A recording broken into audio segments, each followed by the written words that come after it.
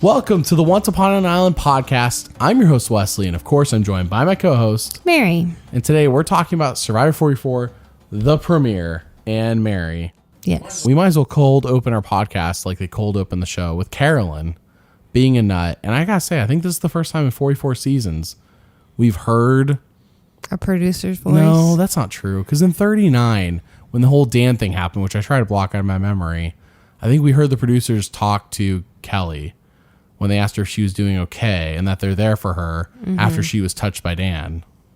Man, well, I hate to go there. That's like completely different, though. That's really serious, and it's like there's a point to breaking the fourth wall because you know Kelly's not there alone and somebody's there taking care of her. Versus this is just for fun, breaking the fourth wall for fun. Yeah, for whatever reason. This is the first season ever where the very first frame is somebody having a confessional, and Carolyn is an emotional nut, but I gotta say she's like this outside the game too because she followed me on Twitter, so I think I followed her first. I can't tell you which one happened, but I do know that I've been following her posts, and I realized I kind of knew what I was getting into is what I'm saying. Yeah, tonight. Oh, I'm sure. Like, she seems like a really fun, energetic, crazy person. That's why she was picked for the show, I'm sure. I don't know. It was just it was a weird start to the episode, in my opinion. Maybe because it was unexpected. I don't know. And then they like cut multiple confessionals together to kind of create like one exciting that sentence big, like montage. From, 10 different people. Yeah. So the editors were having fun, and when the editors have fun, we have fun. Yeah, because in general, editors are having fun. That means that it's likely a good season. That's usually when the editors are having fun. I don't think I've ever seen a bad season of Survivor where the editors are having fun. Like they're like, well, this season sucks, but we're gonna have fun anyways. No, you usually can tell. Also, this past week, Jeff Probst has kind of just been dunking on 43 in the press, so which I thought was a little weird. So weird. Soon after 43, but yeah. So let's just get right into this. I got some things we'll hit along the way. We got chapter markers for the entire podcast. We have a new segment of our podcast for the season we're going to try out called the Question of the Week, where I try to stump Mary on Survivor Trivia. Mary, what's the likelihood of me stumping you 1 to 10?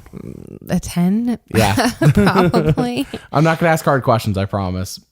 I mean, maybe they're hard. We'll see. But right out the gate, Jeff, people arrive. We do the same old song and dance. People are on their boat. They land on the beach. Same thing we've seen in 42 and 43. And Jeff asks people questions as if he doesn't know what their name is. Mm-hmm. But unlike in past seasons where he talks to maybe like 5 or 6 people, here he talks to 3, one from each tribe. Mm-hmm. Those are Yam Yam from the Tika tribe, Franny from the Soka tribe, and Matthew. To be clear, we're going to call Matthew the one that pulls his arm out later, and Matt, 2 different people. Yes. I don't know how else to differentiate them yet. They haven't gone by the last names or anything, which is a little confusing. It's Matthew and Matt. So Matthew and Matt is how we're doing it. Matt is on the green tribe. Matthew is on the orange Ratu tribe. So that's the 3 people he talks to. Now, historically, I know this is so early.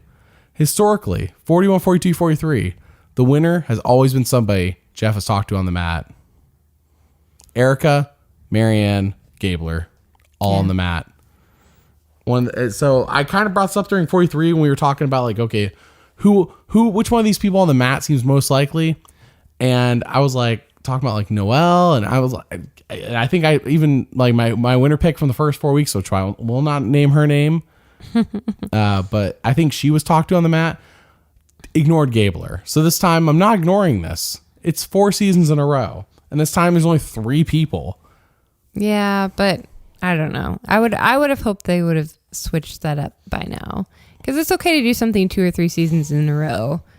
This season has been edited. That's all I'm saying for a while. I'm sure this was not recently done. So I mean, to be fair, in my winner, 2 of those 3 are in my winner picks later on in the episode. So yes, because Mary and I, while we are going to do a short winner analysis tonight, well, I say tonight because we're recording it tonight.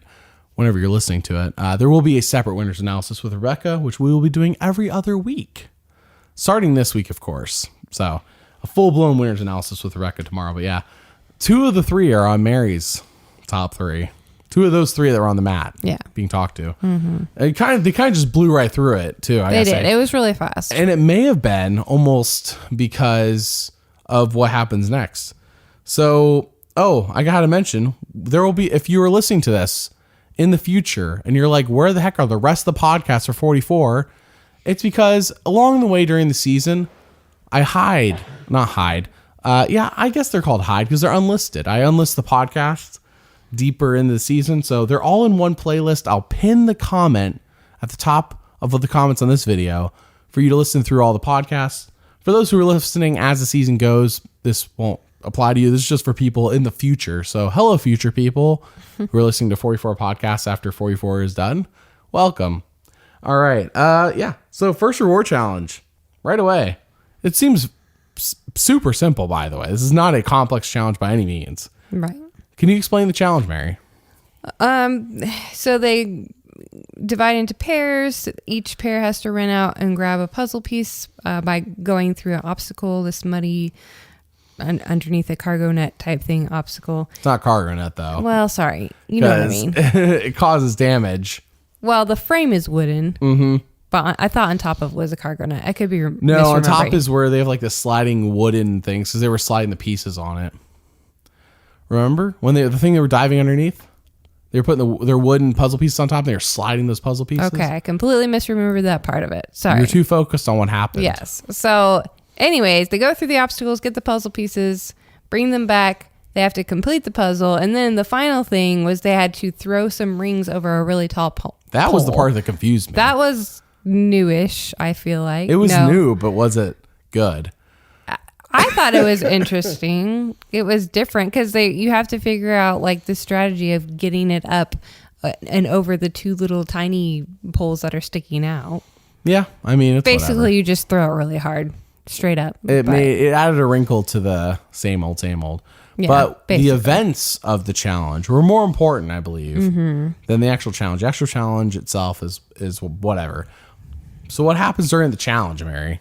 What so happens? Bruce from the Purple Tribe goes to go underneath the wooden obstacle and bangs his forehead really badly against the wooden beam. Slow-mo on this. Oh, it was really dramatic. Like you'd think he just got stabbed 3 times or something, but he stops. He tells his partner to go. I forget who was with him, to go ahead of him because they had to do it one at a time. Mm-hmm. And so he went first, of course, and hit his head. Starts bleeding immediately. It's just like completely covered in mud and also tons of blood. It was pretty ugly looking, like he just got through battle. And it didn't get any better because the challenge goes on. I think Jeff says twice. Once is off screen. Jeff says, "Bruce, are you okay?" Or "Bruce, we're gonna keep going," something like that. And then the second time, you see Jeff say it to Bruce or ask him if he's okay. But like, Bruce is the wrong person to be asking this question. I know he's the one with the injury, but Bruce has been wanting to be on Survivor, I'm sure, for a long time, and is going to say yes, he's fine because he wants to be on the show and it's the first day. Mm-hmm. The adrenaline is full force. That too. It's the wrong person to ask. When you have that much adrenaline going, it's like you probably didn't. He probably didn't even notice how bad it was at first. But I think that's why later on in the episode, when he finally does get pulled, because he does get pulled, that the adrenaline had worn off. Mm-hmm. That was probably. I mean, I'm no medical expert. I'm just guessing here because they didn't really go into details on what changed over the course of a day. But if the adrenaline wore off after a whole first day on Survivor, and you're like now you're like, I can relax, I'm wiped out. Mm-hmm. I feel like that could be it could be a big part. Yeah, I'm sure. But this is not the Survivor medical YouTube channel. This is this channel about Survivor stories. So. Right. Story of Bruce, unfortunately, he gets medically evacuated after one day. They did leave in when he at the challenge the next day. Somebody said, it would be great to see him play again. So I am hoping that. You think that was a hint? I think it could be a hint. Survivor has only officially announced a renewal for 45. Nothing about 46. Though there were some reputable sources that tweeted out that they're like, obviously Survivor's gotten a 46. It's like, yeah, but like nothing officially has said this. So, we trust the reputable sources, I guess, because they're usually in the know. Mm-hmm. Even Inside Survivor, actually, this is out of order. I had this written for later, but I'll mention it now since we're here. Has announced that it's rumored. keep in mind, they are very reputable source, though, for rumors. It is rumored that Survivor is looking to go to a new location after What? Survivor 45 and 46. Cool. So we shall see if in 2024 Survivor actually goes somewhere other than Fiji. They posted this on their Patreon. If you want to link to it, you gotta go to their Patreon because it's not on their actual website. But I did see this today. So That's cool. yeah, I hope the new location is in Jeff's backyard or, you know, somewhere like cheap like that.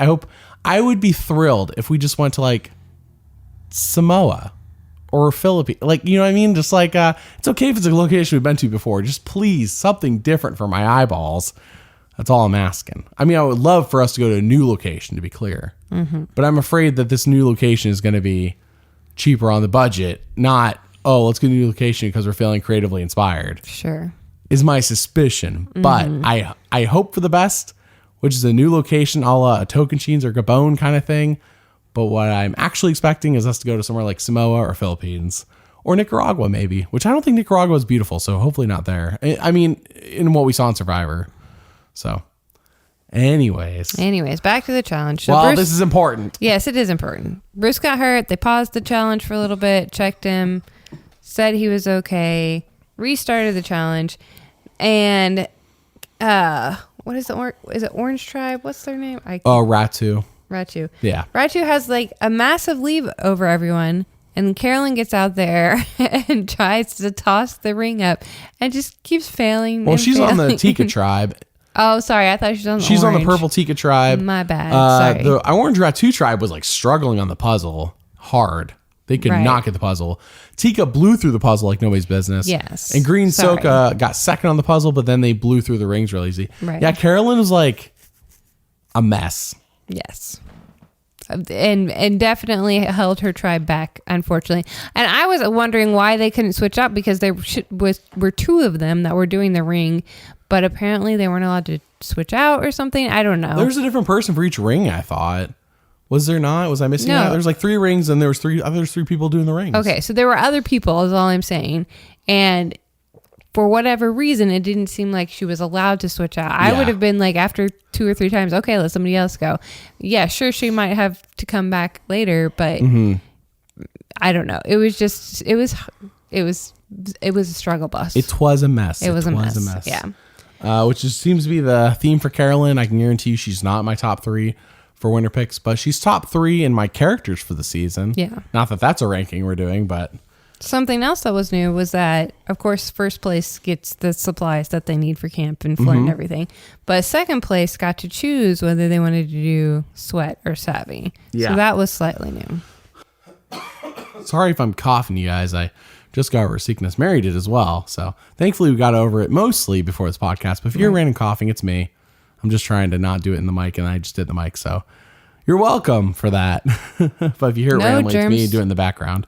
No germs are transmitted, though. Yeah. No germs transmitted through this podcast. So, yeah.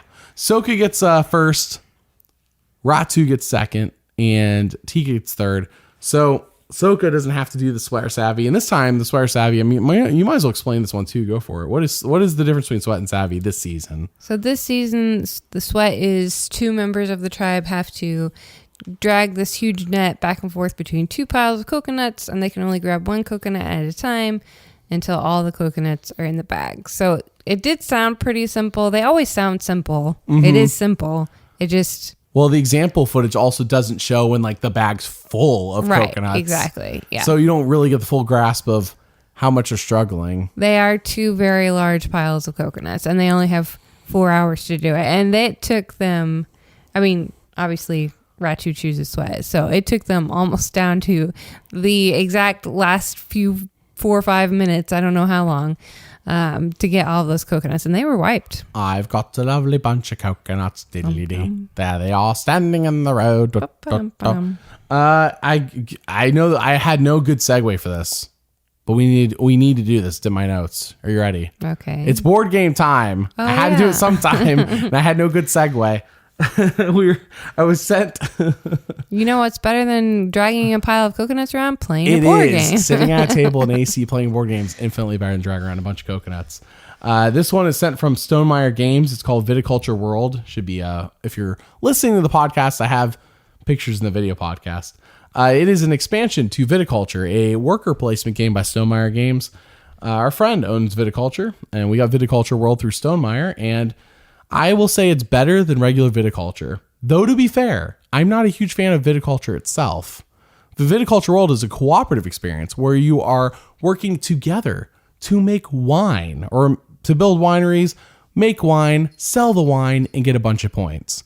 And your goal is together instead of separate, competitive, which is what regular viticulture is. Mm-hmm. I think my issue with viticulture itself is there's a lot, feels very grindy, for lack of a better word, which is weird to do in a worker placement game, but it feels that way because you and I, Mary, have played a couple of worker placement games. And I think that the superior Stonemeyer, if you're looking for a worker placement game, is Charterstone. But if you enjoy viticulture, if you already played viticulture and you enjoy it, Viticulture World, I believe, is better than viticulture. But I would actually recommend Charterstone, personally. By Stonemeyer Games. I think it's a great worker placement game. Viticulture is not my alley, but it ranks much higher than Charterstone on Board Game Geek. So what do I know is really what I'm saying. True. Just personal opinion. But I did enjoy Viticulture World for the time I played it. It's not as up my alley as I thought it would be when I played it. Anyways, yes, thank you, Stonemeyer Games. For those, check out Viticulture World, or Charterstone. I do recommend Charterstone. All right, so with that terrible segue out of the way, because I didn't know how to go to it, and now I don't know to get out of it, we're back in it. We're back in Fiji on the beach. Yeah, so we've got the Sweat and Savvy, and this Savvy does take almost the full 4 hours. They don't give us like a timer telling us. Sweat takes the full. Sorry, Sweat takes the full 4 hours. They don't give us a timer on how much time they left, but you assumed based on how much sand we saw was left, maybe 5, maybe 10 minutes, because it's a pretty big hourglass. Yeah, it was a very big hourglass. I don't think it was 10 minutes. I think it was definitely less than 10 minutes. Man, I wish they'd given us a timer telling us how close they were then. The sun was setting and everything. The sun was definitely setting. In fact, when we see Matthew give a confessional right before Tribal on day 3, I didn't keep track this time. The sun was setting on him too. I'm like, man, they must be like, all right, wrap it up here, bro. We got to go to Tribal. Probably. I don't know if you noticed that. I didn't notice that. The sun was setting on his like last confessional we got from him. So yeah. So him and Brandon though.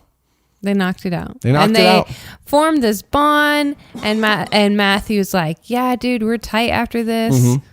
I mean, very ironic. What do you mean? Because Matthew wrote his name down at the end of the episode. No, Matthew played a shot in the dark. You're right. Sorry. Yeah. Matthew played a shot in the dark. No, him and Brandon were tight. I feel like he would have written his name down. Yeah, we just don't know. It's almost a smart move on Matthew's part playing the shot in the dark. He didn't have to pick a side yet. True. That is true. I don't know if that was his intention, though, because it didn't seem like Matthew was on the block. No. It seemed like Jamie was just being paranoid. So. Yeah, we can get to that one. Yeah, we'll get to that. Anyways, and then. But him and Brandon do form a bond. They do. Sorry, No, it's okay. It did seem like he was kind of switching to vote. I'm not saying you're wrong. We don't know. If you can't put pen to parchment, I don't know where you truly stand in this game. Mm-hmm. But so Tika, since they were the last, had to do the Savvy, which was a 15-minute puzzle challenge. Which sounded so short. Like, in a bad way. Yeah. But all they had to do was count how many rings were in these two spheres that were like interlocked. So... And they seem to stand far away when you're like, why don't they just go up to it? Yeah, I don't know. We were talking about which challenge we would pick or prefer or whatever. And I'm like, I would totally love the puzzle, but I feel like I would need to touch it, like physically feel the rings and touch. And it was like they were standing so far away. I didn't know if there was a rule against that or something, but yeah, it almost seemed like, all right, we need you to stand over there so we can get these cinematic camera angles while you're doing it. Yeah, that could have been all it was, but it may have been, hey, you have to stand behind the podium and count the rings. I don't know. Yeah, it's possible. But the Carson and Helen do that, and they get it within time, and so that was cool. So one tweak Survivor made here we have to acknowledge is that unlike past seasons where if you do the Sweat, it was like only 2 people, and the Savvy was like the whole tribe. They forced it either way. It was 2 people to do either challenge. Which I do like. It forces a choice because otherwise it's like, all right, let's just take the easy way out and all work together on the puzzle. Yeah. Mm-hmm. And also the 15-minute timer was cool too as a twist. And also they made it so everyone got to see both challenges attempted versus past seasons where they could have both done Sweat or Savvy, and we could have just not seen the other thing done. In fact, don't quote me on this. It was either 41 or 42. I think maybe it's 41. They both did the same thing.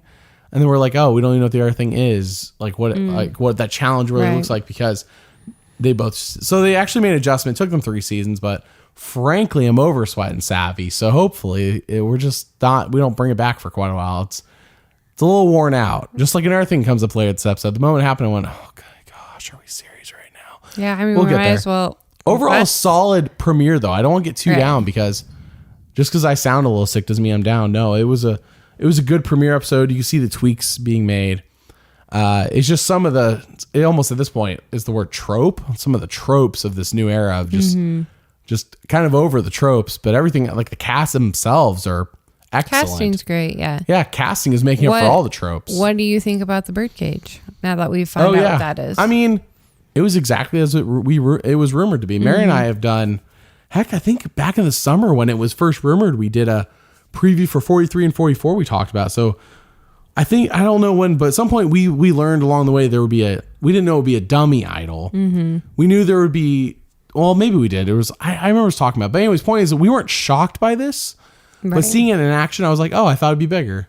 I guess that was my only thought. I was like, I thought this birdcage would be bigger, but I do like it, and it worked exactly as I thought it would. Right. And thankfully, only one tribe is busted open right now. I was kind of hoping it would be more of a hunt to get the key versus you just found the key underneath the rock off the walking path, because that's just the way Survivor works.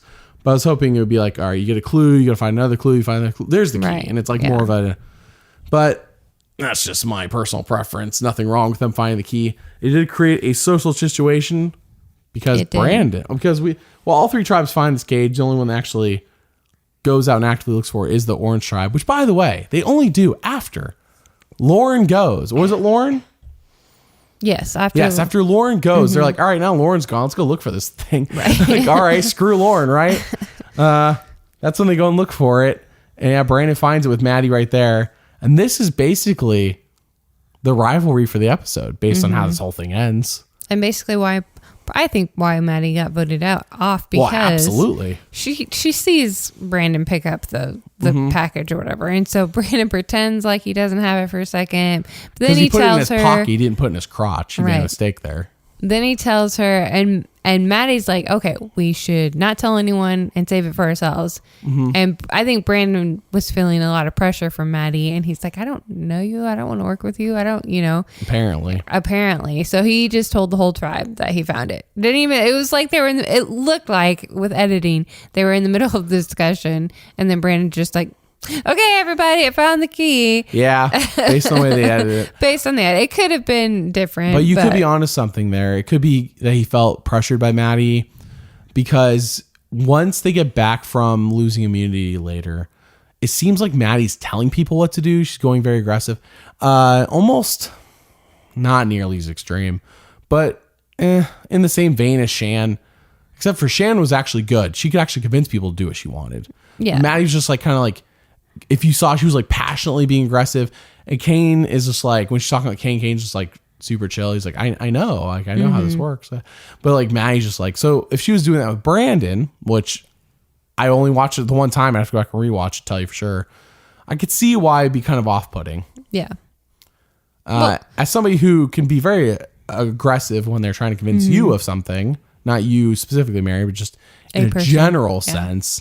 I understand. I've had to learn to cool off as well. So. Well, and it's also, you're in this like really new situation. It's like kind of precarious. You've got the key to a possible idol or advantage. You're on Survivor. Right. You're on Survivor. Yep. There's cameras, it just, if it had been me personally, I would have wanted to process things first.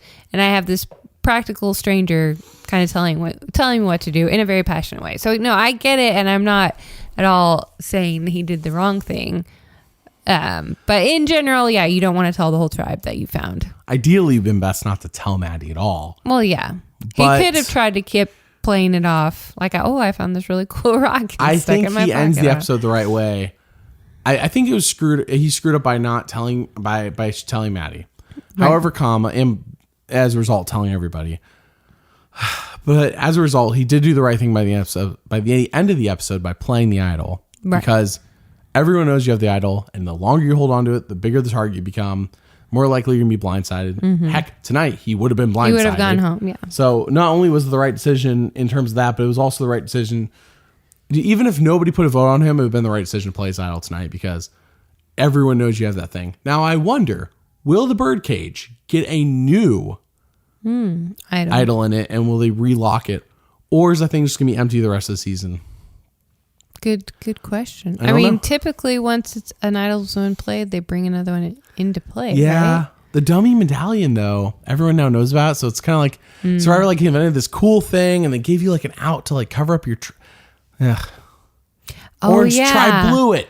Oh yeah, because ideally you would take the real one and leave the dummy and lock the cage again or whatever. Or yes, that. Or you take it and then you're like, hey, everyone, I got the idol, and you show them the dummy medallion, and then you could give it to somebody, be like, hey, I trust you, hold on to my idol, or I trust you, here, take my, you know what I mean? Like, Sure. it's like literally the perfect cover, to fool somebody or to make somebody trust you and you're being legitimate. They don't have to know. It's on them. They play I didn't tell you to play my fake idol, did I?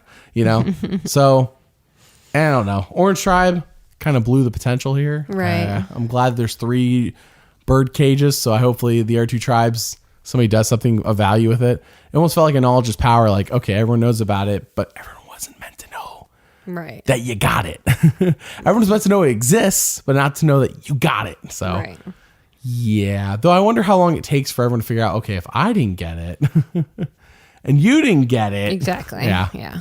It wouldn't take that long. Yeah, I don't know. With only tribe of 6. Yeah. The bird cage, I hope they do it again. I like it so far. I hope it works out well for their 2 tribes in terms of making for fun TV. But I hope they bring it back again. This is something I do want them to bring back, but bring it back for a 2 tribe season where there's like 10 people on a tribe, 9 people on a tribe, whatever. Because there's a lot more people and a lot more sneakiness that could happen with 9 or 10 people. Whereas with 6, I feel like it's a little bit easier to suss out, okay, who has this thing. So, and if you split up into groups in a 10-person tribe, there's 5 groups of 2 versus our 3 groups of 2 here. So, Right. Very true. okay, I kind of got off track, but yeah. I gotta point out that we see each tribe going to make fire. People we see doing it, and this, in my personal opinion, is a mistake to do on day 1 and look good at it, is make fire. Yam Yam does it well.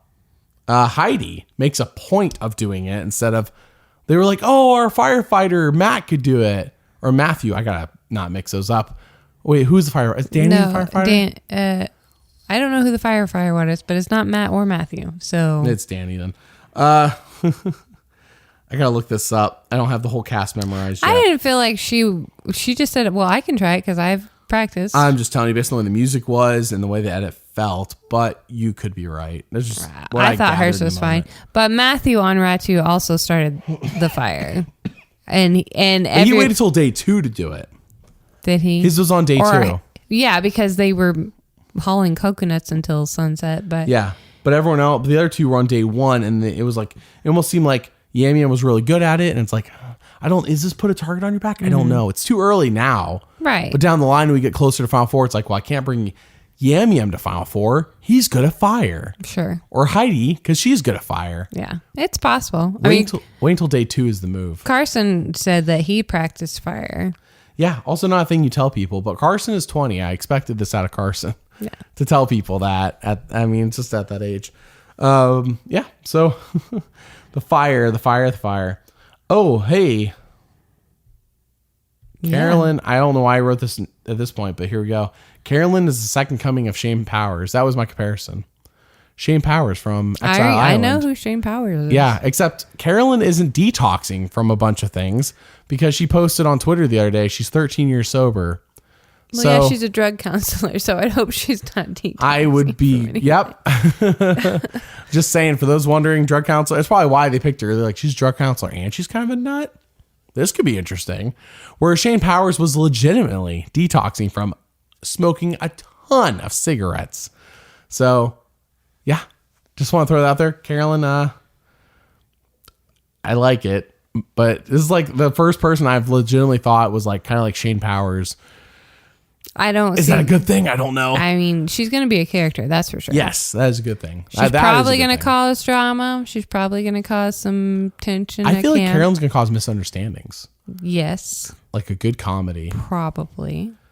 Like a good comedy. Oh, okay. Are you ready for my next note? Oh, well, I almost skipped this over. Well, a couple things. Matt and Franny hit it off. Yeah. And unfortunately, Jeff spoiled that there's a showmance this season. So the moment Matt and Franny hit it off, I kind of know it's going to work out. Thanks, Jeff. Thanks. Well, yeah, probably. Yeah. If you don't know, now you know. Jeff, like, I don't know think why. that ruins anything. I think it's sweet. Well, no, he says, okay. The way he said it though, it sounded like their showmance works out and they're still dating today. But Jeff also this week, by the way, Mary, get this, said that the winner's edit is real. So Jeff, make up your mind, dude. During 43, he goes on the Onion podcast with the two hobbits. What's her name? Merry and Pippin. Yes. And he says the winner's edit, that's not a thing. And then this week he comes out and says, oh yeah, the winner's edit, that's a thing. Jeff. Okay, well, people are either dating or they're not dating. Jeff. You can't make that up. Jeff. But this wasn't that long ago, so if they are still dating, again, cool. Jeff. I think killing me, bro. What? I'm excited to watch. Oh no, I'm looking forward to it. I'm just saying that. Jeff, make up your mind, dude. Stop saying everything.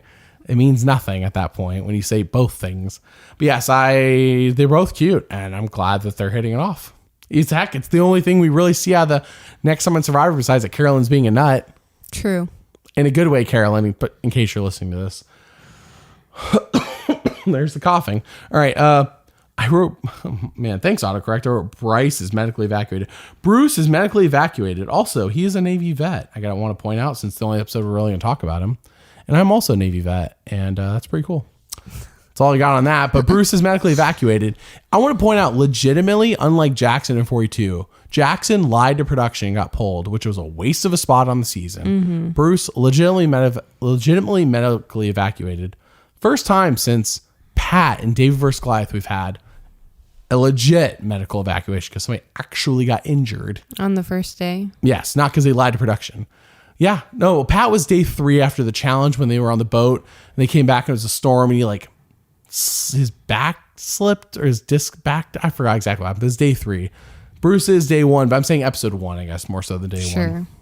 Yeah, it was pretty crazy. I was kind of upset by it. My mind jumped to, are we going to get like a Philippines type season again where we get like 3 medically evacuated people to lead tribes? Yeah, I hope not. Because Matthew also gets injured. Well, he wasn't pulled. I'm just saying, like, Pat, Bruce, I don't know who the third person would be. But you can't, even think it's that unfair of a season. These are people who only didn't even make it to 1 tribal, They didn't got that much experience underneath their belt. It might be a good idea to have a returnee season where just the 3 returnees are people who are medical. I mean, they did it once and it worked out. We had Russell Swan. We had Penner, 2 great characters. We had the person who shall not be named, Scoopin.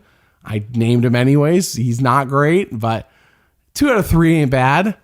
Yeah, I'm sure. Oh, I'm sure there's plenty of medically evacuated people that a lot of people would enjoy. I just don't know who the third person would be if they had to have 3 tribes. Could have 2 tribes, I guess. Yeah, just have 2 tribes. Yeah, 2 tribes. Pat's one, Bruce the other one. I'm down for it. Let's make it happen. It would be a newbie season with 18 newbies and those 2 returnees. Oh, I was saying the whole cast be medically No, there's not enough people for that. There's not? No, there's only been 1 woman who's ever been medically evacuated from the game. Oh, well. The cast would be all men. Yeah, that wouldn't be fair, and one of them would I be guess. Colton Cumbie, and I'm anti that idea. Okay, never mind. I don't care how much older and wiser he's gotten. So, no. Not a full cast. No, I just meant like a Philippine season where it's like the captains of the tribes. But But yeah, if we get like a 2 tribe, I'd be down for that. Bruce and Pat, like they don't have enough experience where it's unfair. It's not like a Rob, and Russell on Redemption Island season. Okay. Matthew goes up a rock. Can you explain this situation? What was he doing? He was living the fullest Survivor experience that he could. He was trying to be Cody. He was excited to be out there. Yeah, I think he did. He wanted to climb to the top of the rock and jump off and be the king of the mountain. I don't know. I like Matthew. I think he's fun, and he's definitely just there to enjoy it. But also, I mean, I feel like he's there to win too. But anyways, there was a white rock on top of that rock he was climbing. I thought there was something up there. I did too. I thought maybe the key was hidden up there for some reason. That would be a dangerous place. That would be not an easy access. So yeah, he climbs the rock and he's like only a third of the way up or something, and he falls and lands. You're laughing, but this was sorry. serious. It was serious. I felt bad for him, but also at the same time, it was kind of funny. I was like, I can't believe there's going to be 2 medical evacuations in episode 1. No wonder Jeff loves this season. Why would you love that there's medical evacuations? Jeff's like, people are getting injured. I love this season. Hype it up, hype it up, hype it up. No, that's not why. Hopefully. Yeah, so Matthew's climbing this massive rock, slips and falls. He pulls his shoulder, his shoulder pops out. Shoulder. Yeah. But then immediately pops back in, apparently, and scrapes the bottom of his foot really bad. I thought he broke his toe at first. I think he sliced his toe open. He sliced something open really badly, but first the angle of his toe looked like he broke it also. Ugh. But he didn't, I don't think, because I think they would have mentioned that. But he's okay. He's wearing a sling. He does have to wear a sling, but it's made out of a shirt. So again, I feel like it's not that serious. Mm-hmm. And the doctor's like, just rest it. Probably should tie it up so you're not using it and it doesn't pop out again. Remember in Heroes vs. Villains when very first challenge, Stephanie LaGrossa pops her arm out. They pop it back in. She never had a sling again. That woman's a boss. Mm-hmm. I've never had that happen. I imagine it hurts, but I'd be in Matthew's position with the sling. Even if it didn't hurt, I'd just be like weary of it. I'd be like, oh no, I don't want to hurt this thing. We also got a slight backstory for him. You know what? That is a good point. There were not sob stories this episode. I mean, that was his sob story. No. I mean, like... It wasn't a real sob story, but it was the backstory. Yeah. With the lights and the music. And holy crap. Talk about improvement from the past 3 seasons. Wow, thank you, Survivor. You know what? That's why this episode felt better. Mm-hmm. I mean, there's many things, but that was one of them. We don't need it. Put that... In fact, in 43, they front-loaded them so much, I thought we weren't going to get any for us season. They kept sprinkling them in. I'm like, can we stop? Apparently, the answer is we can stop. They've done it because I guarantee you they filmed them. Mm-hmm. Oh, I'm sure they filmed them. Maddie didn't get a backstory. What? Maddie didn't get a backstory. She was voted out. Yeah, good. Yeah. Good. The backstories are kind of becoming like, okay, you need a backstory before you get voted off. So, right.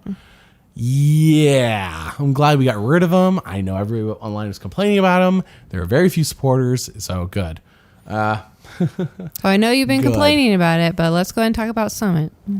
Yeah, this was the thing I mentioned earlier. I was like, when it came up, I was like, oh my gosh, are we serious? Can we not do this again?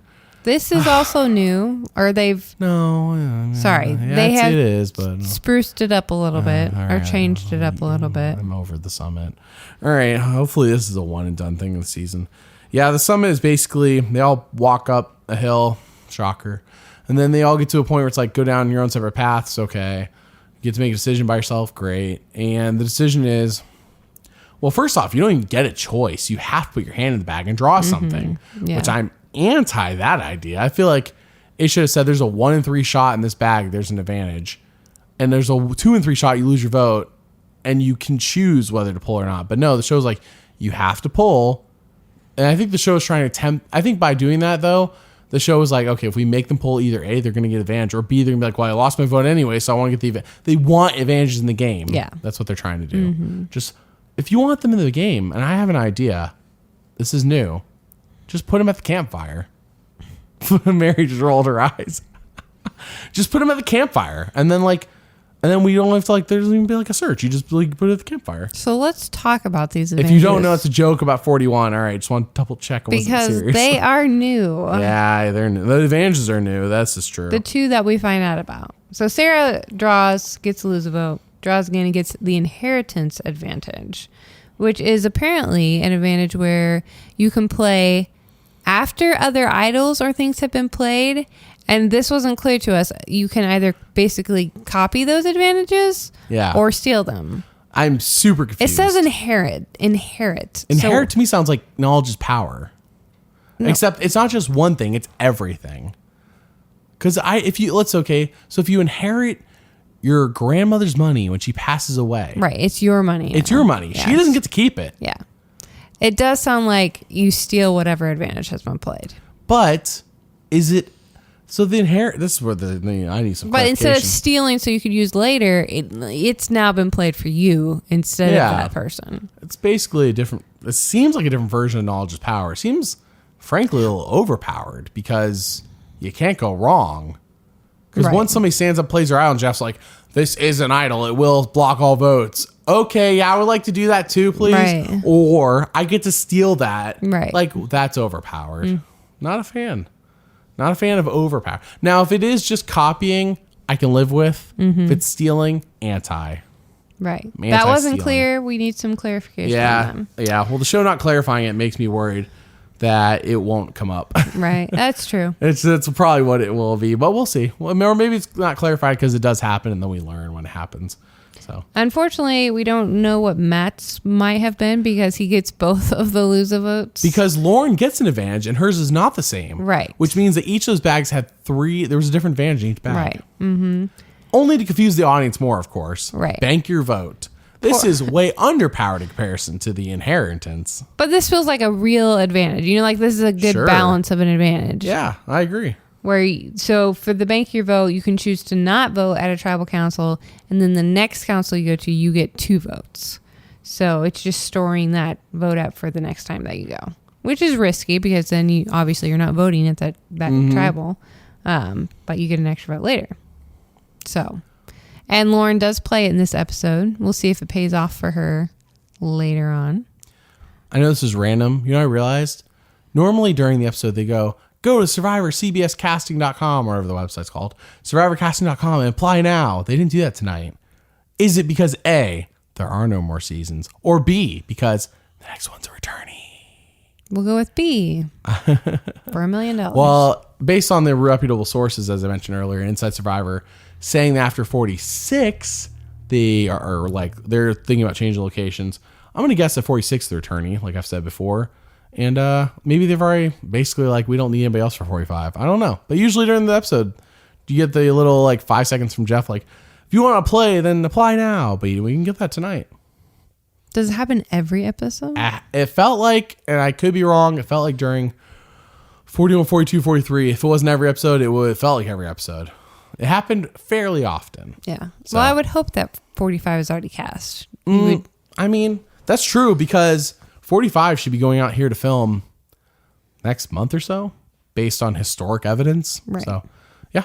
All right. Yeah, you could be right. 45 could already be cast and they're just they don't need returnees to apply. Did you play Survivor before? Do you want to play again? Apply now. Yeah, that would be crazy. Returnees, apply now. All right. By the way, I hope it's a fans versus favorites 3 personally. I know we talked about this before, but all right. Only with actual favorites this time.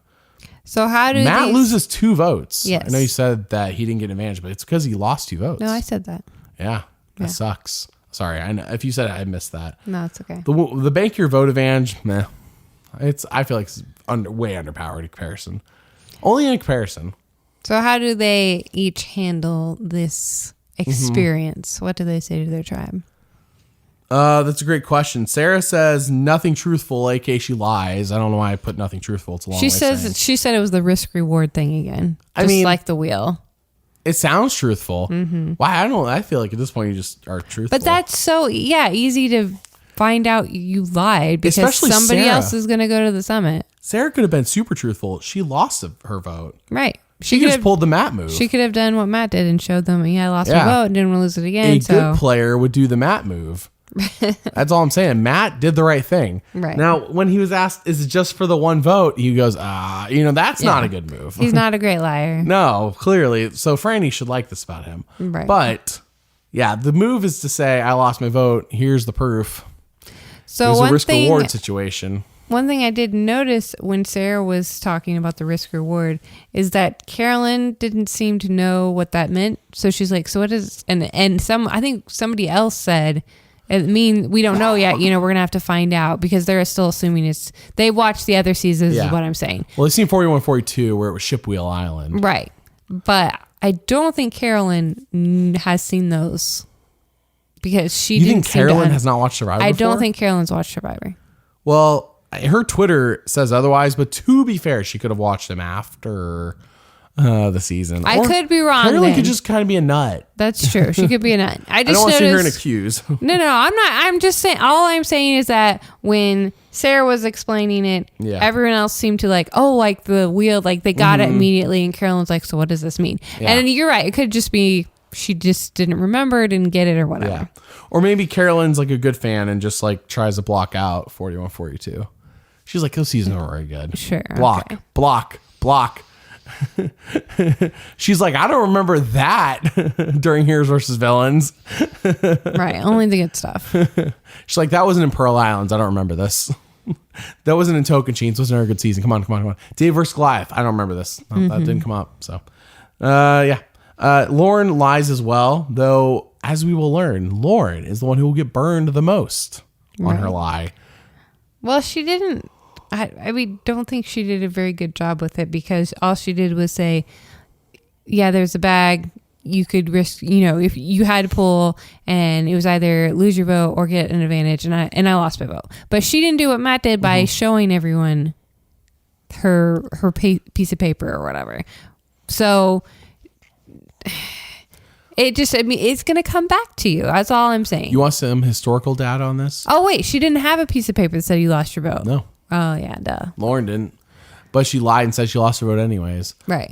Which is fine if you can get away with it, but she will not get away with it, as we've learned. In 41, Erica didn't go, if I recall. Or if she did. There were so many summons that season, I forget. In 42, Marianne goes, comes back, tells the truth. 43, Gabler goes, comes back, tells the truth. Just saying. It's too early to be pulling off these kinds of lies. That's all I'm saying. Yeah. In Worlds Apart, this is a spoil. I mean, I assume you've seen the new era seasons. That's why I just talk about them so casually. Worlds Apart season 30, skip ahead 10 seconds if you want to hear this. But Mike and Dan have a decision to make at the beginning of 30 where it's like, pick the beans or pick the idol clue. And they go for the beans because they know it's too early for this nonsense. Yeah. Pick the thing that will help your tribe with trust. So, yeah. And Mike wins that season. So that's why I say that.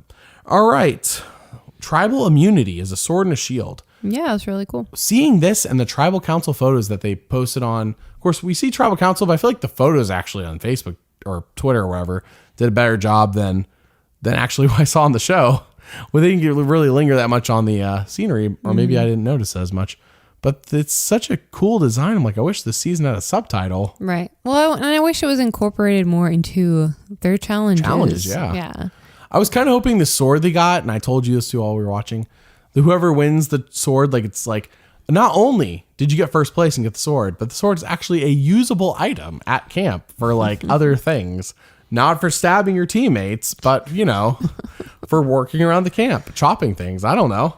I just thought that would be a cool. I get why they didn't do it though. I get it, but it's such a cool theming idea, and I'm like, this season needed a subtitle. They needed to go Pearl Islands on this thing, China on this thing. Mm-hmm. This is such a great idea. Go with it. Roll with it.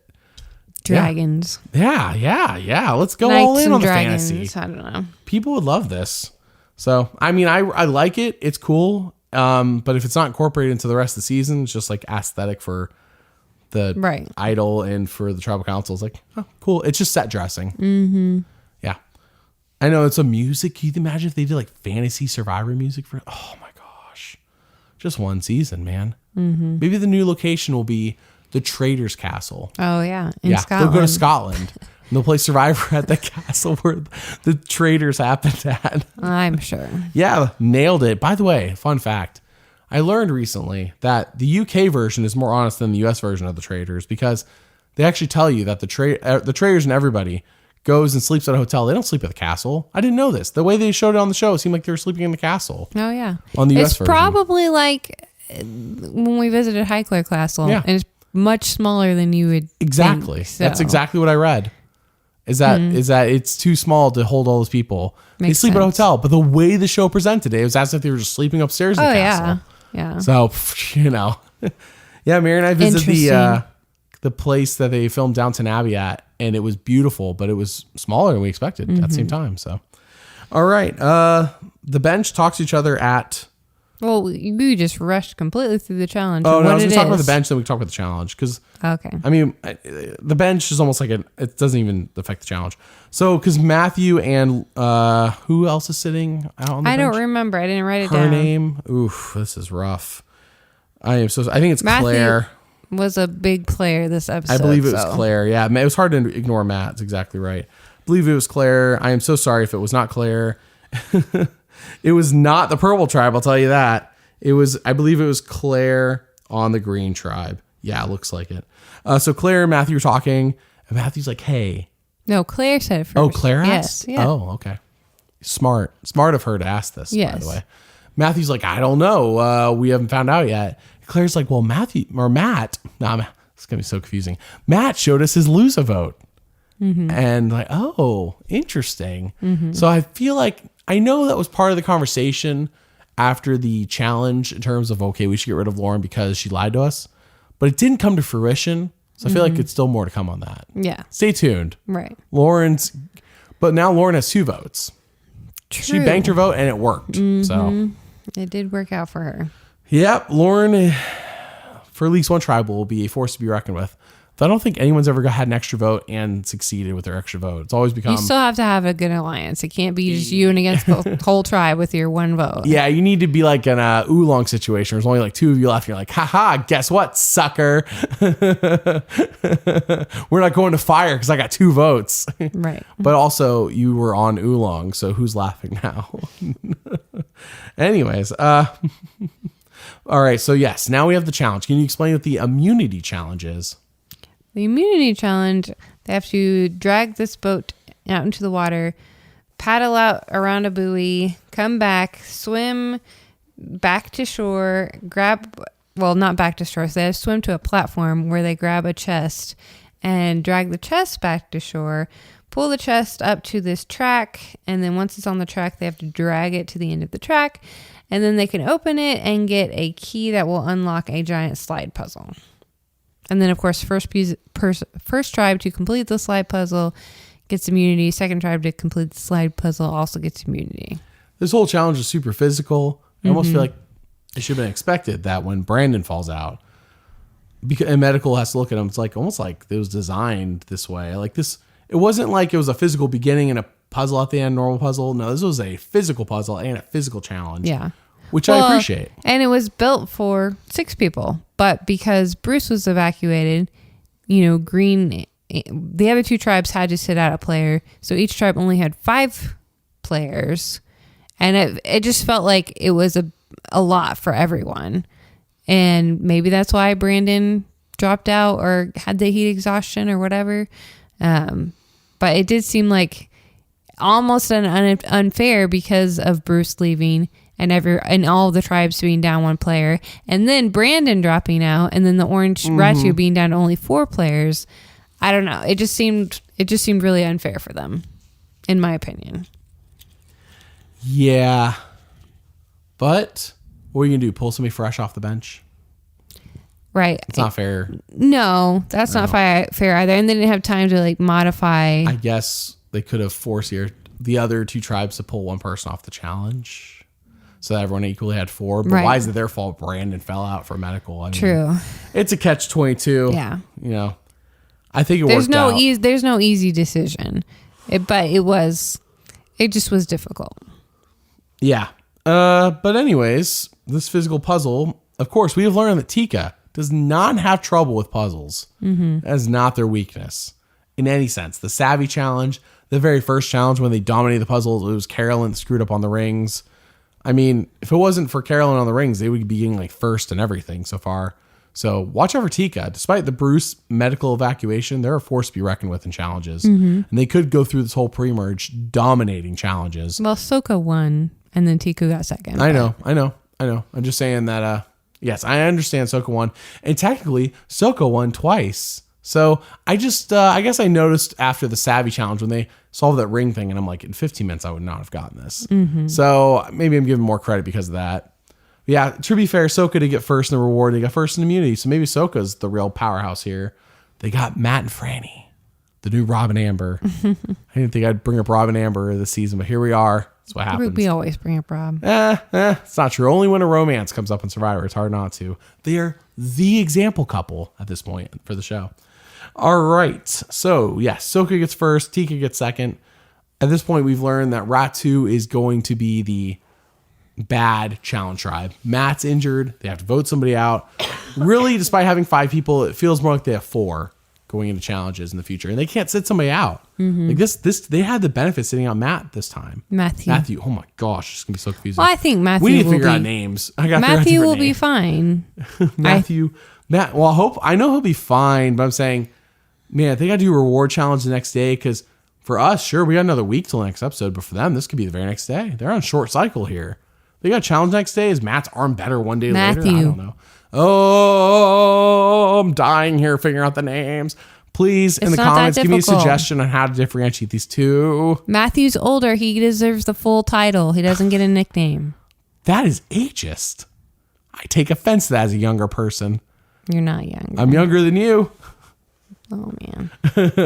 Mary's like, yeah, by 9 months. That's all that matters, baby. Could be 9 hours. Doesn't matter to me. Younger is younger. Ooh. All right. I love the unique of tribal. Okay, so yeah, we get back to camp. Basically, Brandon and Matt want Lauren out.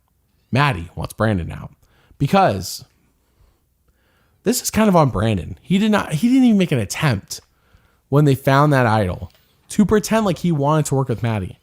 That is on Brandon. He shouldn't have had to play his idol tonight. He shouldn't have gotten 2 votes. But because of bad social gameplay with Maddie, he had to. Fair. That's on Brandon. He should have at least pretended to want to work with Maddie. But Maddie sensed like right away, all right, he doesn't want to talk to me, you know? It's not like a difference of opinion on what to do with the key. It was like, he doesn't even want to talk to me. So that's bad on Brandon. That hurts. I mean, not to be fair, Gabler had a very messy beginning in 43. So it's not the end all be all, but it's not a great look for somebody winning the game. Brandon did get 2 votes for him, though. One was from Kane. Yep. And one was from Maddie. Yep. So it wasn't just Maddie. If everyone voted, would he have gotten a majority? Yeah, I don't know. Yeah, because Jamie just didn't vote. I don't think Jamie knew which way to vote. I don't think she knew either. I think Matthew was afraid because of his shoulder. That Matthew would have voted with Brandon, I believe. I think he would have. But I also think he was afraid because of his shoulder that they might have just been throwing names at him and then we're secretly going to vote him. I don't know. I could see that. And then, of course, Lauren banked her vote, so she didn't have a vote. But I think she would have voted Lauren was Brandon. not going in there with any intention to vote. Probably not. No. Yeah. Lauren went in with no intention to vote. Which is crazy because there were only 3 votes, though. And I don't know. You get people overly excited with an advantage in their pocket. It's like a kid with money at the candy store. It's gone. Yeah. They're using it. There's no sense of control. And I cannot sit here and say that I would be any better. I would sure hope I would get something like that and be able to ignore it. But, you know, what else are you doing out there? You're just sitting on an island for hours. And you're probably like, all right, let me run through the 100 scenarios I can do with this thing in my pocket. Were you excited to see the shot in the dark finally? Oh, boy. Successful? When it was played and it was successful, I peed my pants with excitement. No, I didn't. In fact, I told you before Jamie even played, I was like, I bet you it's safe for Jamie. Mm-hmm. There was too much hype this week going into this episode. It kind of ruined that for me. So I bet you on a binge for those who have no expectation going into this episode. This will be a great episode. It was good. It was good for me. It was a good episode. It's a good episode. I have no qualms with the actual episode. There's too much press/hype from Jeff leading into this one. He hyped up the showmance. He hyped up the first tribal council. My expectations were too, like I already kind of knew. I'm like, all right, 2 people playing the shot in the dark. Or first off, I only knew Jamie was playing it. I was like, all right, so she's safe. That's why Jeff's hyping up. He's like, finally, the advantage we introduced 4 seasons ago is going to work. I mean, of course, I thought Jamie was actually going to get the votes is what I thought was going to happen because of the way Jeff hyped it up. And turns out she didn't get any votes, so it was a waste. Matt plays it. It's not safe, so his was a waste. Matthew. I know, Matthew. I'll learn. Just like with Gabler. I called him like Mike the first week or whatever. So I don't know how many times Shot in the Dark's been played. I feel like now we've seen it 6 times. I don't have a counter off the top of my head. I think it's been 6 times now. 43, I don't think it was played 1 time.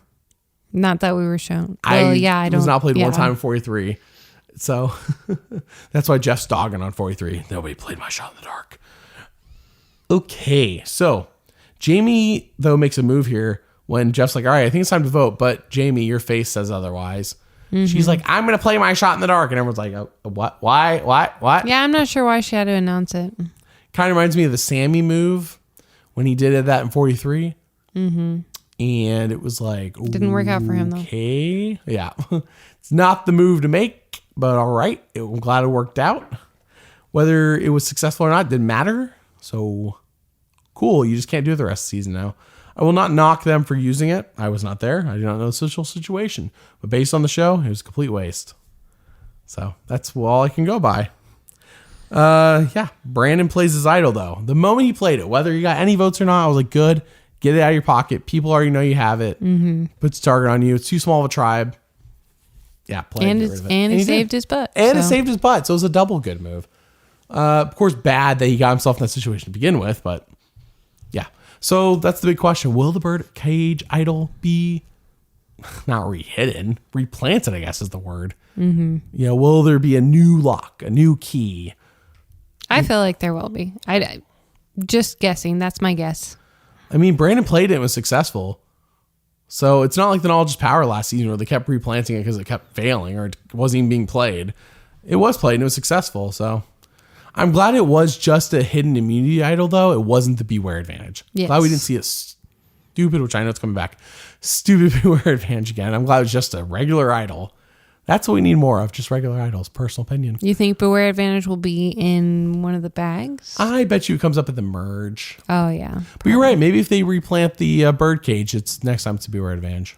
I can see that. I can totally see that. Oh, I don't know what tricks they have up their sleeves. We've done the phrases. I guess you could do the beads again since they didn't see 43. Mm-hmm. I'm not sure if it'll be interesting again, but I liked the beads. Out of all the ones I've done so far, the beats have been my favorite. I think the phrases were funnier. I didn't say they were better, just funnier. Sure. Just a classic case of the rabbit in the mail. What was it? Dinner in the mailbox rabbit? I don't know. It's been a while. All right. Sorry for my coughing. All right. Maddie's voted off 1-0. I don't know if this is the first time in Survivor history in episode 1 it's been a 1-0 vote because of negated votes and people not voting, but I think it might be. Probably. For the first time, one person has solely decided who goes home. It's not even the tribe spoken. It's the Brandon has spoken. Yep. So next time with Survivor, we see Carolyn being a nut and the showmance of Matt and Franny. We also hear Carson saying that this game is like having an angel on one shoulder and a devil on the other shoulder. Carson's up to no good. Carson's up to no good. That's what he's saying. Do you have anything else for a regular episode before we move on to our next section of the podcast? I do not. Okay, well, couldn't find a way to integrate this earlier, but over on Patreon, if you want to pick what story videos we do for Survivor Gabon, that's happening right now. 5 people are going to get story videos from Gabon. We're voting for the next couple weeks. So yeah, join now, make your voice heard. You can vote for as many people as you want, but only 5 will win. Also, Micronesia story videos, pretty much I have most of them done. Sari, Natalie, Eric, they're all on Patreon. Amanda's going up here super soon. And then Parvati will not be far along after that. So the next week or 2, they will all be done. So this is the month. You want to sign up to vote for the next season of story videos and see all the Micronesia ones well in advance of me posting them on YouTube. Now's your chance. I greatly appreciate, though, whether you sign up or not, for at least listening to our nonsense here on the podcast. Okay. Next section of the podcast. You ready? Question of the week. We're going to do this, and then we'll do winner analysis and then questions. Oh, boy. All right. Question of the week, Mary. This is a season you have seen, first off. I've seen most of them. It's a season you've seen recently-ish. Okay. So that's very important. Not a season you've seen 5 years ago.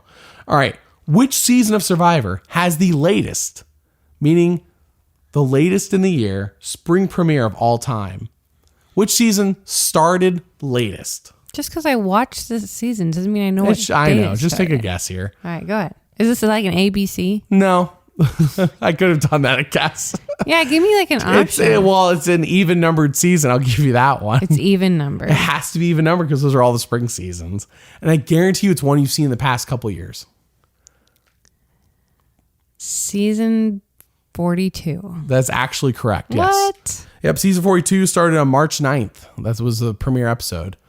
That was the latest they've ever had a premiere. I thought that I was like March 1st this year. That's pretty late. I was like, no, literally a year ago. March 9th was the latest. I went back and double checked. I only said that because last year we planned our vacation like months before, and we were 1 week off of the Survivor It's because finale. they started so dang late last year. I think there was some show before it. Maybe it was Love Island. I forgot freaking Love Island. No, I think Love Island was 43. But yeah, 42 started March 9th. So, okay, it is now time for our winner analysis. Keep in mind that tomorrow, Rebecca and I will be doing a more in-depth winner analysis. So tonight, Mary and I are keeping it easy breezy. We're just going to talk about our top 3. But yes, Rebecca and I will be doing an in-depth winner analysis like we did last season, every other week. So starting this week. All right, Mary, who is your number 3 and why? My number 3 is Matthew. Matthew. Not Matt, but Matthew. Not Matt, Yep. but Matthew. Simply because he was such a major character this episode, and I really like him. So we'll see. I don't Do you have think... any winner quotes? I'm sure he did. He did talk a lot to the camera. He did talk a lot. He did fall for rock. That's a winner move. He talked about how he was just dying to be there. He wanted to be there his whole life. He trained for 3 years. He worked out. He did fire, all this stuff. So he's just really passionate about Survivor, and I like that. Whether that means he's going to win, I don't know. He does seem to have the most screen time of the Orange Tribe. He did have a lot of screen time today. And he was talked to on the map by Jeff. He was. Can't ignore it. Can't ignore it. My number 3 is Yam Yam, Poopy in the Ocean. Yam Yam. While Jam the Jam. Purple Tribe was full of characters between Carson, Carolyn, and Yam Yam. Jam Jam. Is it Jam Jam? Yeah. My apologies. Spelled with a Y, but it's pronounced with a J. I'm not trying to mess that up on purpose. It's just accidental. So Jam Jam, Yam Yam, Jam Jam, whichever one it is. That's my number 3. I could be wrong. He was very visible. And I like his personality. I mean, frankly, Very fun. he was on the mat. He was on the mat when Jeff talked to him, and I'm rolling with that as part of my. So in 42, I feel like I nailed down what they did from 41 to copy. And while I was wrong about the entire final 3, I had to get the winner right off of that. I'm going with to be frank, I'm going with the Matt theory. It worked. It's 41, 42, 43. That's too much evidence. And they only picked 3 people. I don't think that necessarily means they're the final 3, because I feel like he just picked one person from each tribe. It wasn't like 2 people from Orange and 1 person from Green. No, it was 1 from each tribe. So, but I am rolling with the Matt theory until somebody gets voted off, and then we'll start reconsidering. So in case you want to know where this is going, number 3 right now is Yam Yam. I feel like, I don't know if he has winner potential, but he feels like a Cody maybe from 43. Yeah. I could see that for sure. My number 2 is Carson. I like Carson. I like Carson a lot. He is young, as we discussed. He's outside the winner age range. But he's very smart. He's already got some alliances going on. He seems really likable. And I just think he's super fun. But to be fair, Marianne and Gabler both been outside the winter age range. True. Which I generally consider 25 to 35 be the ideal age. But Marianne was 23 and Gabler was 51? So, well, a lot of times, especially with the younger player, they just make mistakes because they are younger. So we'll see how that affects them. But Carson slapped on 30 pounds of, what's that, fat and muscle, or muscle and fat? Well, he went to the gym. So He was a lot of it has to be muscle. getting buff, you know. He got a slight little backstory, too. At least Not we got a sob story. We got a picture of him when he was skinny. We got like stat sheets. I don't know if those are his stat sheets. Remember at the very beginning of the episode, kind of skipped over that. They're like, Carson was like talking about the stats he compiled and everything. I also thought it was really cute when he was like, when I got the phone call at whatever date at 4:53 p.m. or whatever it was. Yeah, something very specific. Yeah, it was really funny. Yeah. So my number 2 then, Franny. Oh yeah. She was talked to on the mat. Also, Jeff hyped up the showmance. I know that's not part of the edit. I'm not going to read too much into that. But Franny doesn't seem like she's in a bad position. If she is going to be close with Matt, that is a good. Like that is another person who seems like a good head on his shoulders, but will be a vote that will vote with you if this is meant to be, of course. So I like Franny. Good stuff. I agree. That leads us into my number one, who is also Franny. So I picked her not because she was talked to on the mat, but because, again, I liked her. She's your number 2 as well? No, she's my number 1. Oh, sorry. I didn't know that was your number you 1. were too busy coughing. Yeah, she's my number 1. She's super fun, super likable, super sweet, also seems smart. Did she lie in this episode about her job? Ooh, brother, Because there's so much that happened I couldn't tell you off the top of my she head. said she worked at a wellness center where she taught yoga and meditation. But we know that she's like a research analysis or something. That's her title. Huh, that's a great question. Let me double check the... So I'm not saying you can't be both. I was just waiting for the confessional where she's like, yeah, I told everyone I was a yoga instructor until I didn't know how much I was a nerd and like market research or whatever. Because Jamie's listed as a yogi, which I assume is what you're talking about. Yes, Jamie is also a yoga instructor.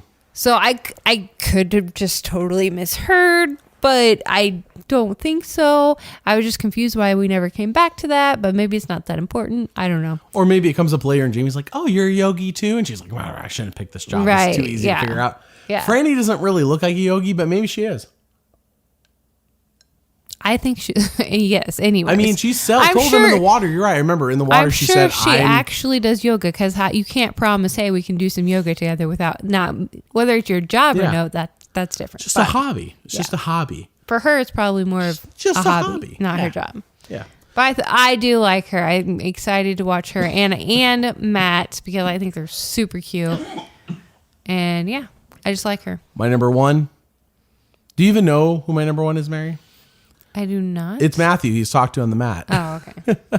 I'm going to hammer this home. You just until picked the something 3 happens. Matt people. Yeah. Oh. Yeah, I said that earlier. This is my top 3. I just put them in order of how much I think that they are given a favorable edit. I feel like Yam Yam and Franny are much closer to each other. Matthew, of course, it helps that his tribe went to tribal. I can't ignore that. Far and away was given far more content. Nothing that screamed, hey, I'm definitely the winner. And it's way too early. I should know this by now. Way too early to sit here and try to declare who the winner is episode 1. But out of the 3, he's the one I felt most confident about. But I'm not like, he also fell off a rock. Yeah, exactly. So I'm not saying he's perfect. He was my number 3 for that reason. Not because he fell off a rock. But maybe just because of the impetuousness. You got to still be analytical. If you're hearing my coughing, I'm so sorry. You know what? Gabler won. So. Oof. Yeah, Gabler messed up a bunch his first few episodes as well. Heck, his whole pre-merge is kind of a mess. All right, so that's it for our winner analysis for this week.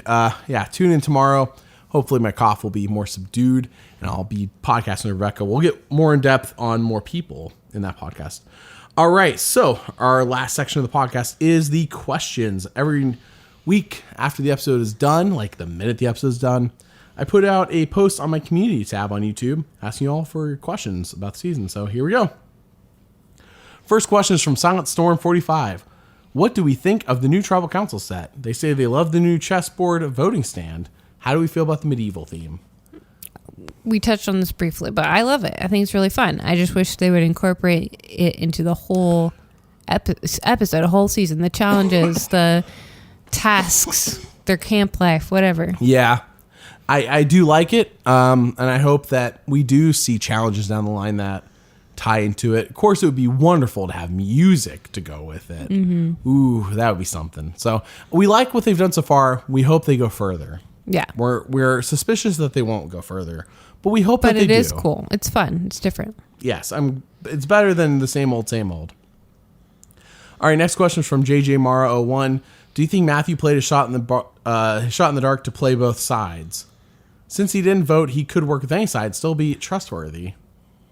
Yeah, I mean, I could definitely see that. We're not 100% sure because we haven't heard from him about it, but it kind of seems like a smart move to do. It came out of left field when he played it. It did. Mm-hmm. So we'll see next week what he says, but I don't think it's why he played it. I can see it. It definitely makes sense to me just because he does seem like he'd already said he was going to stick with Brandon. He wanted to vote Lauren out, but it didn't look like anyone was voting Lauren apparently at that time. So That could be it. He wanted to vote Lauren. And I know he probably was nervous about his shoulder, but to me, it just seemed like kind of an easy out. I don't know. Is it really an easy out because you can't play it the rest of the season? Not that that's made a difference past 3 seasons. True. I don't know. Yeah. Did he play it for both sides? If he did, we'll find out next week, hopefully. All right. Blue Jay asks, well, Blue Jay has a couple questions. They say it's not a question, but I like this comic, so I wanted to mention it. They say that inheritance advantage sounds exceptionally overpowered. I agree. It does sound exceptionally overpowered. Yeah, I'd like some more. I'd like to find notes on that. As we said, if it just copies the advantages being played, still overpowered but acceptable. Stealing, not okay. You can't play your stuff and then get stolen afterwards. That's a load of garbage. All right. Blue Jay's other question is, do you think Bruce is likely to return for a second chance or Philippines-esque season given the nature of his early evacuation? We hope so. Kind of talked about this earlier, but yeah, I would be down if they did that. Maybe not in place of 46, which we anticipate will be some sort of full returning or maybe half returning season. But I mean, then again, though, if they did a full returning season with 18 people, sure, bring back Bruce onto that season. I'm down for that. Or for a second chance season, why not? But I just don't think at second chance season, they voted the cast. I don't know how many people are going to vote for Bruce, how many people will remember Bruce. So production's just going to have to pick him and put him back on. Because Jeff seemed to be enamored by Bruce whenever he talked about him. Oh, I love seeing that smile. And, like even that like shot of like Jeff and him like in the frame. And it was like kind of like a movie. And I'm like, man, they really want to like, Jeff likes Bruce. Yeah. He really likes Bruce. So same with Pat from Dave vs. Goliath, who was like the whole inspiration for the theme that season. So yeah, those two people I would be pro bringing back.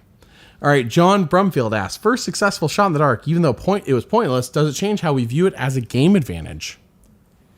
Not really. No. I mean, statistically, it was going to work at some point. It needed to work at some point. Otherwise, I was going to question the math. I don't care what the math says. 1 in 6 is 1 in 6 in Survivor. I still don't mind the shot in the dark. Yeah. I know it's not terribly a popular opinion, but I still feel like it should just be, this is your last resort. If you don't do this, you're going home. So I don't know. Well, that's how it went tonight. That's how it's gone previously. I really, as I said, I don't like the scroll. Roll a dice. Roll a 6-sided dice, and I want it to be Jeff rolls it. I don't want you to roll it. I want Jeff, because Jeff rolls it. I don't know. Then it's not in your own hands, but it's a dice. Mm-hmm. I mean, or maybe it needs to be like one of those things where it's like you drop it in a chute and it goes down like a little. Oh man, I'd hate that. But you know what I mean? Like we see on what's that? The show with Wayne Brady. Let's Make a Deal. Mm-hmm. They drop dice.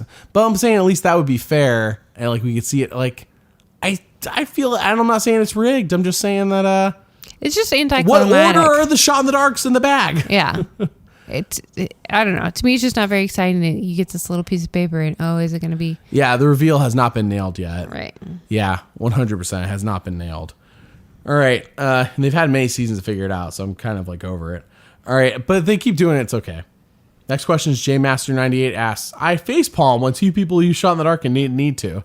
Not a question, just a comment, I guess. But I like the comment, so I want to say it. Next question is from High Rays. Why would Jamie play her shot in the dark? I think she was just nervous and paranoid. She didn't seem to be quite in on either alliance. We